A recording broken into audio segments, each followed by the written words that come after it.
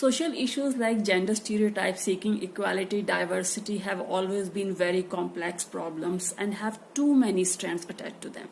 We cannot expect different results employing same solution over and again. Probably that's where design thinking comes into picture, which is widely being used by NGOs and social agencies. To understand more about it, let's meet Rea Eldem, who is joining us from Berlin, Germany. She has extensive experience in handling gender-related projects, diversity issues, and she could bring transition through design thinking.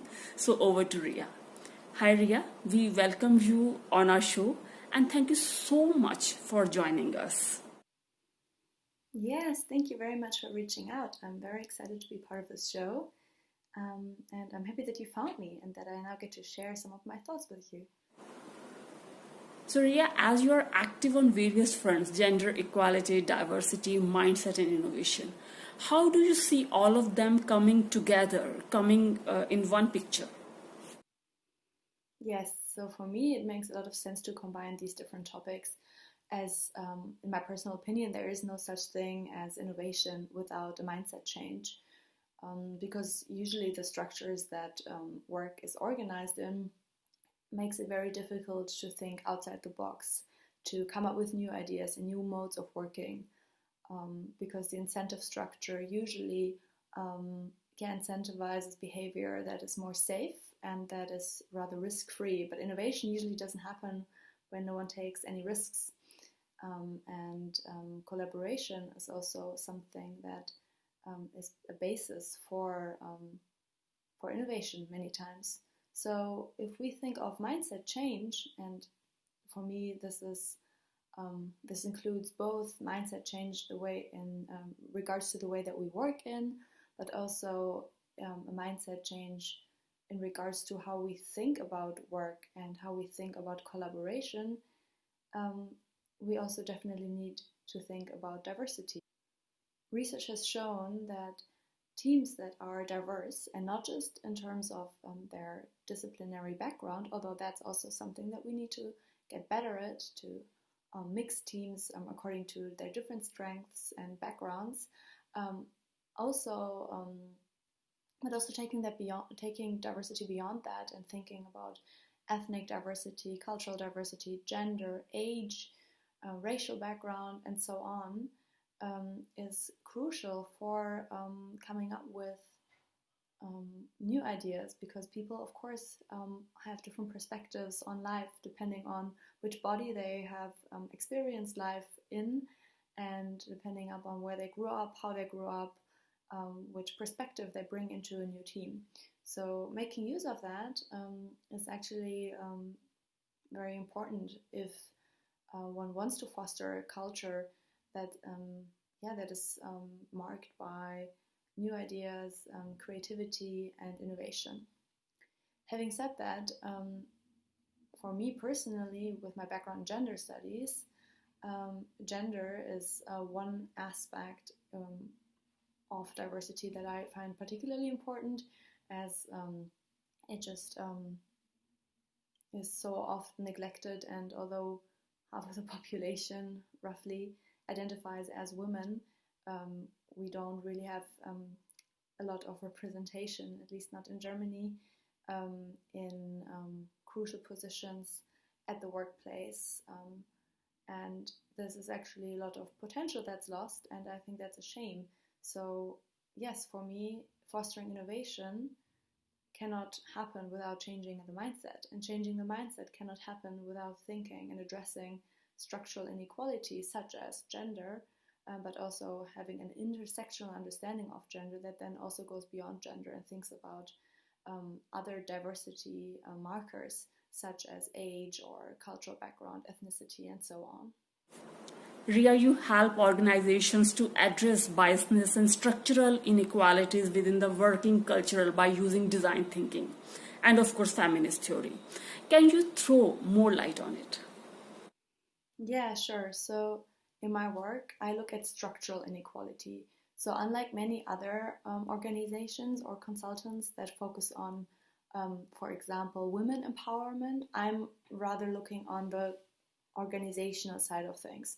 So obviously I'm also interested in empowering women. I think it's really important to make sure that everyone has the same opportunities to grow, not just women, but also other minority groups and organizations.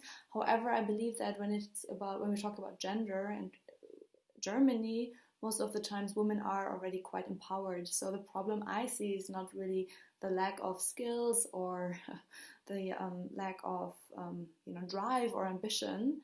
It's really rather the structural hurdles. And to be honest, it makes me quite angry to see that so much focus is on the other side of the coin, on modeling females' behavior in a more adequate way, because I think that that's actually not the main problem. The main problem is a working culture that has been based upon the needs of employees that is just not up to date anymore, because maybe in the past,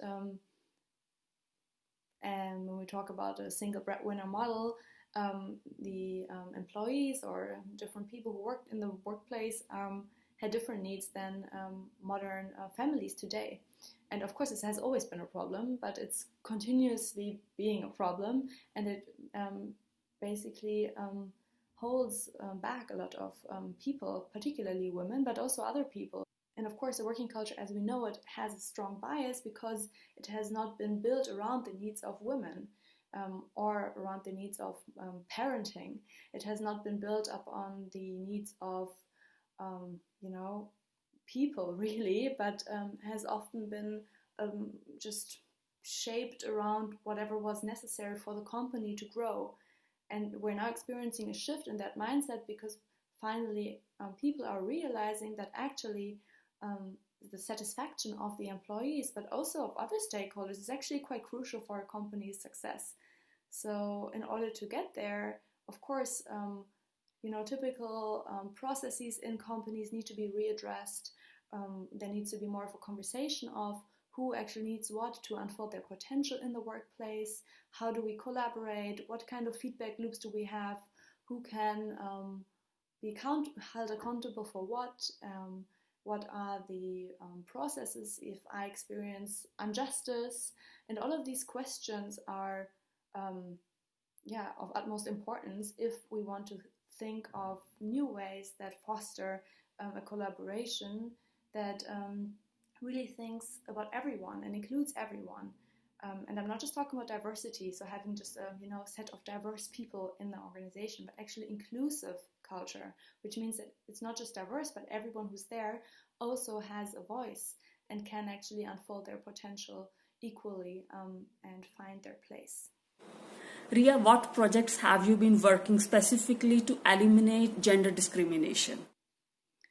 Yes, so my projects look quite diverse. I do a lot of workshops, so I just go into organizations for anything between 2 hours up to 3 days and work with specific teams on specific topic in a workshop mode. This could be an awareness training, basically just making sure that everyone is sort of on the same page and has, been exposed in this training then to some basic concepts of feminist theory, of gender equality, of what it could mean in their workplace, but also longer workshops that, empower the employees and the teams themselves to address some of the issues that could be of relevance to them in their working culture.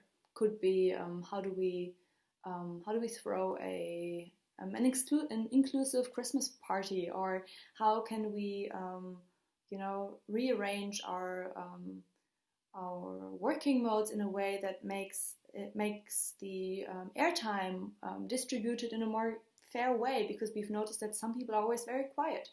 Like whatever, it depends on what the actual problem is, of course, in their working context. And then in a workshop mode, I basically facilitate and support teams to come up with solutions that fit them. So I usually don't just go in there and tell them what to do, but I support them. And that's the workshops I do. And then also some of the consulting projects that I have been involved in include longer processes. So I always start out with, and this is where the design thinking approach also comes in, I always start with a qualitative analysis. So I usually undertake anonymous interviews with employees, managers, different stakeholders to find out what people really think, because most organizations are really good at getting data from their from internal stakeholders, but rather on the quantitative side of things. So they have surveys and they sort of have a rough understanding of how the satisfaction is, what people think is good about the place, what is not so good, but they cannot really find out the nuances of that, because first of all, people are very skeptical often of surveys, even if it's anonymous, and also a survey can only go as far. So in these interviews that I do, I have one-on-one conversations and very open conversations where I usually just start out by asking, how do you feel when you go to work?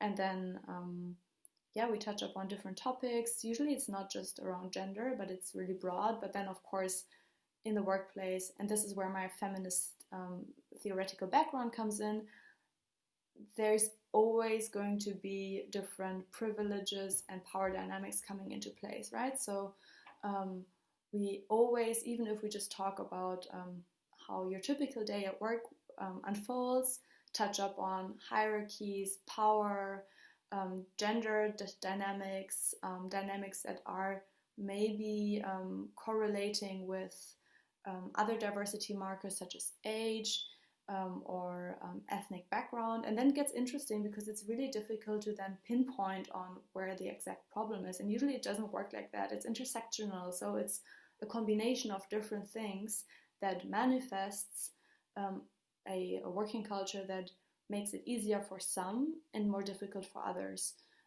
to show off their potential, to basically also just do their job and work. So after this first step of interviews or also observations sometimes, I then go into the consulting actually, and either this happens in the form of workshops as I described earlier, or sometimes I will also work with my team on thinking of different approaches and giving suggestions to organizations on what they could do. So this, to give you some examples, is also very diverse. It really depends on what we find out. Let's say women feel less content in the workplace, then of course it depends on why. Is it maybe a toxic working culture? Do they feel like there are invisible networks that they don't have access to? Do they feel underrepresented? Anything. It depends, and then depending on what the problem is, we find solutions. So in the past, sometimes it has also exceeded the internal workplace, and the problems were really rather on the public relations side of things. So how can we foster an image of our organization as inclusive and welcoming, because we actually feel like we are, but people don't know. And somehow only the same kind of people apply to our job. So then we would test the job descriptions with potential applicants and find out whether they feel spoken to or maybe not, and what it would need for them to apply for that organization. And these interviews are usually very insightful, and then the measures and the consequences are usually very clear, because if you ask the people what they need, usually they know quite well. I think the main problem is that this conversation usually doesn't really happen because of a lack of resources, but maybe also because somehow it's just not been thought of as important before to really, learn from one's user group. In that case, the user group could be even the employee, female employees, or minority groups, depending on what you want to change in the organization. As we all know that COVID-19 has impacted every nook and corner of the world and all the industries. So how COVID-19 is affecting implementation of new strategies in the direction of women empowerment and equality from your perspective? Yes, so far it's quite hard to say.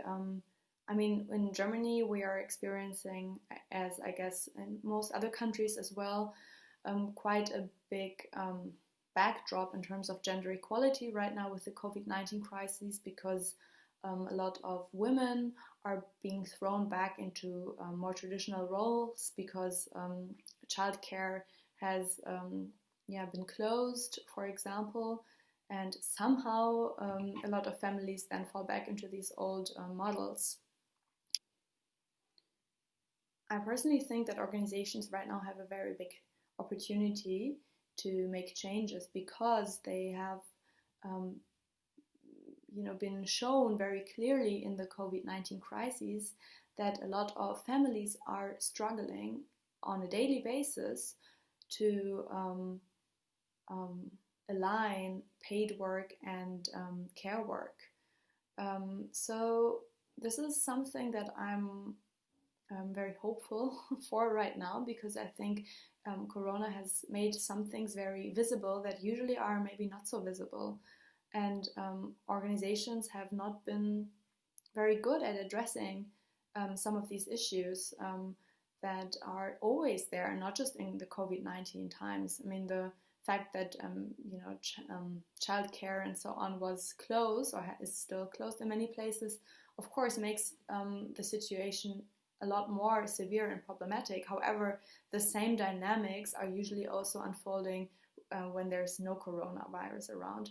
So I'm hoping that this has caused and will continue to cause a lot of debates about the responsibility also of organizations to find ways to make care work and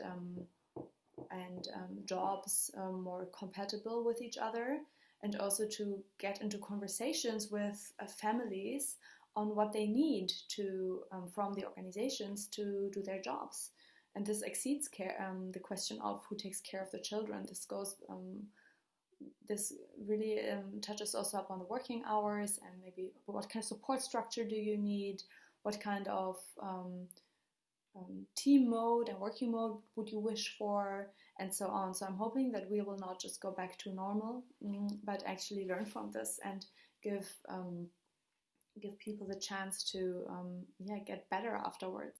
So this is on the positive side of things. However, I'm also worried because I feel like organizations are saving, and I can already tell in my network that a lot of the topics that are usually considered nice to have, such as innovation or gender equality, are not going to be the focus in organizations' strategies, which I think is a big problem, because these topics are, to me, not a nice to have, but actually the basis for everything else to work.